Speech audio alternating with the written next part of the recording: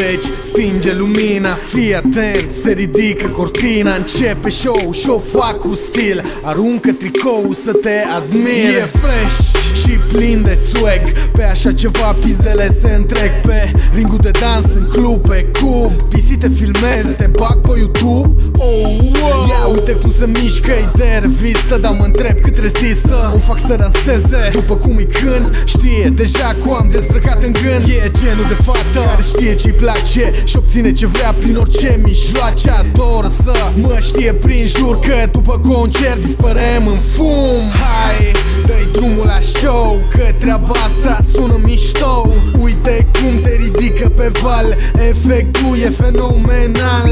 Hai, dă-i drumul la show, că treaba asta sună mișto.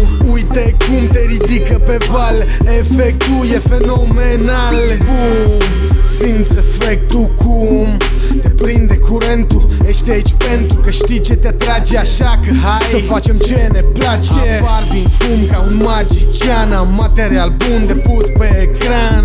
Și acum hai arată-mi ce știi, ești liberă să fii cine vrei să fii. Eu vin cu marfă de aia bună, e genul de tipă care o consumă, după care mă sună, îmi place ce fac, vrea să ne întâlnim, îmi spune cu atrag. Știu multe ca ea și toate ar vrea să fie modele pe muzica mea.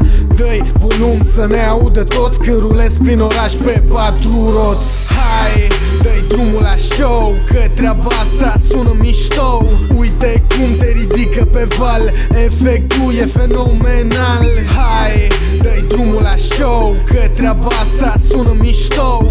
Uite cum te ridică pe val, efectul e fenomenal.